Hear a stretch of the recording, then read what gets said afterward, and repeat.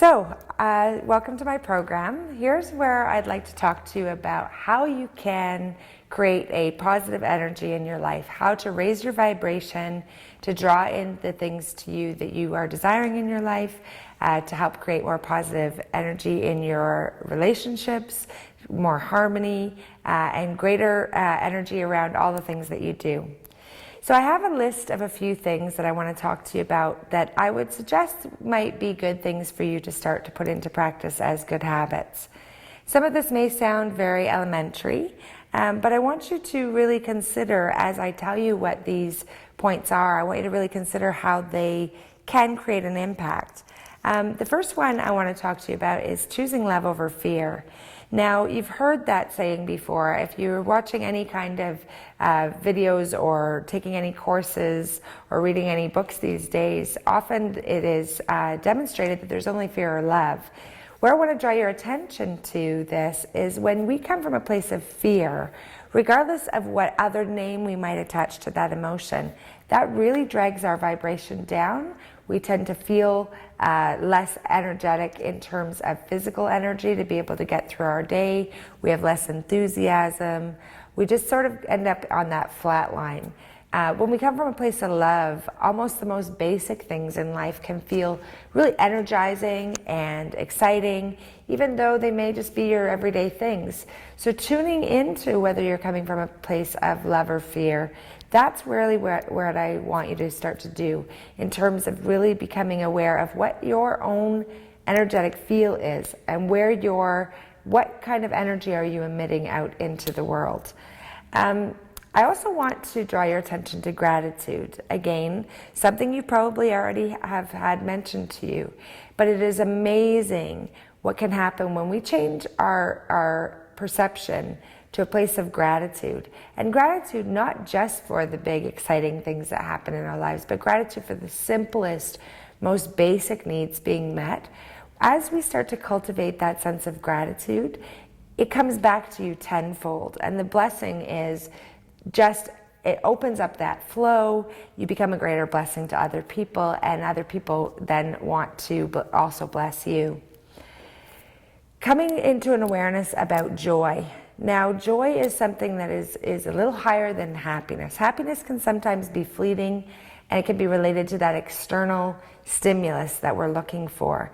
Joy is more of an internal state. It's a higher vibration because joy is when we just feel like even our cells are smiling. And oftentimes when I'm working with clients, I will intuitively come to understand that there is no joy in life. And joy is something that we actually have to cultivate. It's something that we actually have to schedule into the calendar. And that's something where you just take a look at, when you have a little bit of free time, or you need to make the time in your calendar and say, today I'm going to do something that really I enjoy. Something that makes my soul sing, that makes my cells smile, that just creates that sense of absolute bliss. And it's important for us to recognize that our life is meant to be enjoyed. So creating and cultivating that as a habit is very crucial for our well-being. I want to bring to your attention for you to consider, who am I spending my time with? Who is the company of people? Because we become most like the 5 people we spend the most time with. And certainly we all have relationships with people who can be challenging in our lives. But I'm talking about the select few that you choose to spend the majority of your free time. Who is it that you're cultivating those close relationships and ties with? Do they make you feel good? Do they bring you up? Do you feel more lifted and more excited and feel that there's more to look forward to in life when you're in their company? Or do you leave feeling depleted and depressed? It's really important for us to tune into the company that we keep, because certainly their energy has an impact on us the same as our energy does on them. I want to bring to your attention the subject of color. Now, I talked in an earlier video about how color can change the energy in the environment. But do you know that color actually changes the mood that you have in the day? So in the morning, when we look in our closets and we're trying to decide what are we going to clothe ourselves with today, oftentimes our first instinct will resonate with the mood that we're feeling. So if you find that yourself that you're reaching for that navy, that gray, that black or brown repeatedly, I think it's important for you to start to recognize that you need to brighten up and get more cheerful. So if you find yourself sort of stuck in that rut, go for it. Wear that bright, outrageous, neon-colored shirt or that bright purple dress. It makes you feel good, and it makes the people around you feel good to be in that better vibration. I want to talk to you about scent. Now, a lot of us are sensitive to different smells, but it's important for you to feel like what scents are around you, both in your environment, in the smell of your laundry, in the cologne or perfume that you're wearing, that scent is something that makes you feel energized. Pay attention to that. When you're at the perfume counter and you're sampling different smells, it might smell delicious, but if it doesn't make you feel energized, then you may want to reconsider. We want things that are going to revitalize and energize us. And the scent in your home or the scent in your car, become more aware and more particular about what smell am I actually going to be using to cleanse the space in here. And is it one that makes me feel good? Creating a sacred space is also a very important thing. So often we have a tendency to most of the rooms in our home are very just functional. It's sort of just about where we do things.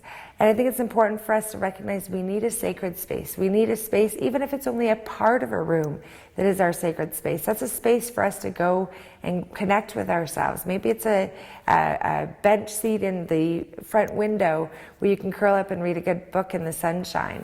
Or perhaps it's just a big meditation cushion in the corner of the living room, but somewhere where you can feel that you can reconnect with yourself and just create that space that can kind of give you that reprieve from your everyday stresses. Cultivating a sense of appreciation. Now, I'm talking about something a little bit different than just gratitude. Gratitude is very important, to be thankful. But appreciation is when we are able to validate with the people that we interact with that we appreciate them, that we appreciate those small little gestures or those big gestures that they do.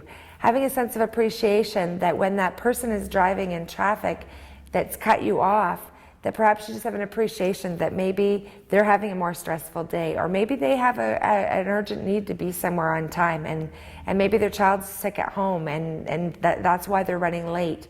Just creating this greater sense of appreciation for where people come from, because we certainly can't understand what goes on for another person. We're only living our own lives. But little things like a thank you, or taking someone aside and saying, I just want to know how special you are to me, or how grateful I am that you're in my life, that can go a long way to creating deeper connections with the people in your lives. Speaking of connection, it's important for us to make the time to connect with people in our life. You know, so often, especially during the holiday season, we have multitude of invitations where, you know, different folks are asking us to come here for a glass of wine and there for dinner, and you can sometimes feel like you're pulled in so many different directions. But I think it's also important to recognize that you need to balance your life by making sure that you're keeping those social relationships alive. That sense of connection and that sense of community. You know, if you're new to an area, maybe you want to go and volunteer somewhere, and that's a way that you can create new connections. Or maybe you want to join the yoga studio and you can make new acquaintances there. But finding a way to stay connected with other people, it's vital to our health and our well-being. Creating a habit of meditation. And I know for a lot of you, you think that meditation is this difficult thing, or you just think, I don't know how, and how do I even begin? I am going to talk to you a little bit about how to connect on a meditative level. But what I want you to understand is that meditation is never perfect. It's just a practice. And the practice is just really about getting centered and getting connected with your own inner wisdom. So I'll talk to you a little bit about that down the road, but I want you to start to really consider adding meditation into your day-to-day practice. It's an amazing way for you to start your day off on the right foot, where you've got the energy flowing at the right level, so that when you have those stressors that happen throughout the day, that it doesn't knock you off balance, because you've already centered and created that quiet space within you. I think it's also a really great thing to do is to have a morning mantra, or a means of setting the intention for the day. The intention for the day may be, I promise today to myself to be patient all day long. That could just be the intention. Maybe patience is something that you struggle with. I know that I do. And certainly setting that intention in the morning can help to create the right energy flow in your interactions, to maybe help even to remind you about things that you're working on within yourself. It may be to just refrain from complaining for the whole day. Certainly we all get into these bad habits, but when you set that morning intention for the day, you'd be amazed at how the energy flows right with that intention throughout the day. And I also think a final word on closing our day would be a nice prayer of thanks. And sometimes the prayer of thanks is just about, thank you, God, for another day, or thank you for the warm bed and the food in my belly. Saying thank you in a way of closing our day can be, it could also be a thank you for the people that you've appreciated or connected with, or the fact that you did improve on your patience. But it means in which when we close our day with thanks, we can go to bed to have that more restful sleep because our mind is in a place of peace. So hopefully those are some habits that you can interject into your life. Now I want to just talk to you about a little bit about meditation. Meditation is something that seems to be somewhat of a mystery.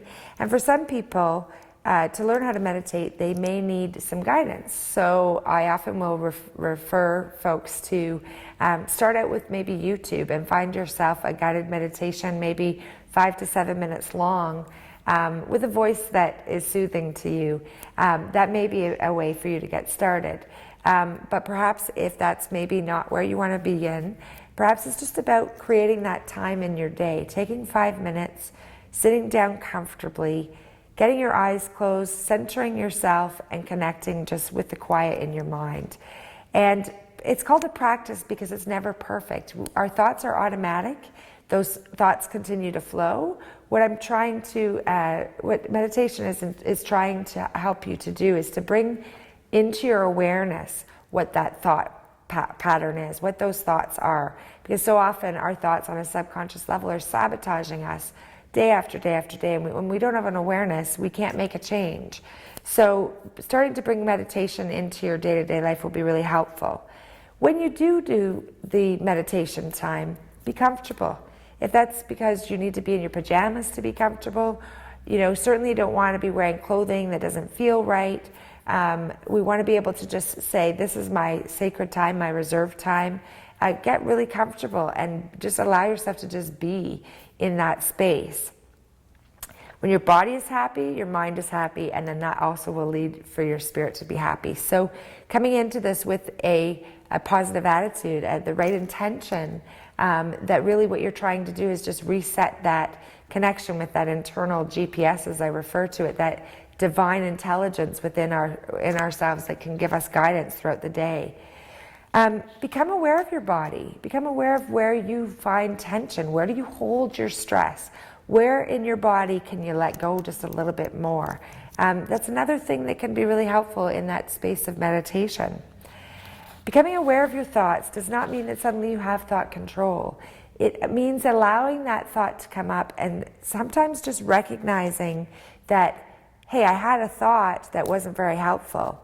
But then really not allowing your mind to run monkey mind, allowing that thought to come up and exist without telling yourself a whole story around it. Bringing that greater awareness can bring so much more mental peace to you. Becoming your breath, feeling that prana, that life force energy flowing through your body. Becoming aware of the inhales and exhales and recognizing that's almost something that we take for granted because it's a subconscious process. But that is the very life force that keeps our bodies going, that gives us life and energy every single day. And sometimes when we tune into our breath, we're going to recognize that we're breathing too shallow, or maybe we're breathing too quickly. And bringing that awareness to our breath, we can sort of restore that natural rhythm. Often if we're breathing more shallow, we're going to tend to get more fatigued more easily. So bringing that awareness can really help to increase our vitality. Becoming more present to the present moment. And this is actually sort of something that I would talk to you as almost an after effect of starting to bring meditation into your life. As you start to practice meditation, you'll find that you're more mindful, you're more present in the present moment in your day-to-day interactions. And all of a sudden you're going to have an awareness about things that would have otherwise escaped you. And that will help you to increase that joy in your life.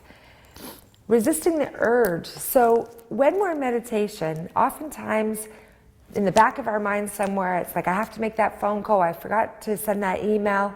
And resisting the urge in meditation will also help you to resist the urge in your waking life. So when we're in a moment and we're connecting with that girlfriend, our mind isn't then thinking about the project at work that we've got to deal with or that phone call that we've got to make. It helps to create that more mindfulness in every moment of our life.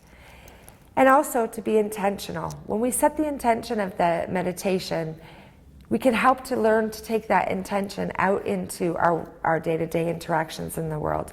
Having that set of determined mind that you are going to be cognizant of everything that's going on around you and taking a moment to be more present and not allow your mind to run from the past to the future. It will create a whole lot more peace for you. And finally, I want you to remember to be kind to yourself. Meditation is difficult for all of us. We recognize that meditation and yoga, sort of the combination, we can sometimes feel like we're not doing it right, or we're not doing it as well as the other person, or how come that other person seems to gain so much more peace from this, and I'm still got monkey mind. It's called a practice for a reason, and that's something that we're going to need to spend time cultivating and working on all of our lives. But I hope that this has been helpful to you. I hope that this has been able to increase the positive energy in your life, and I look forward to hopefully seeing you soon at the Clarity Center.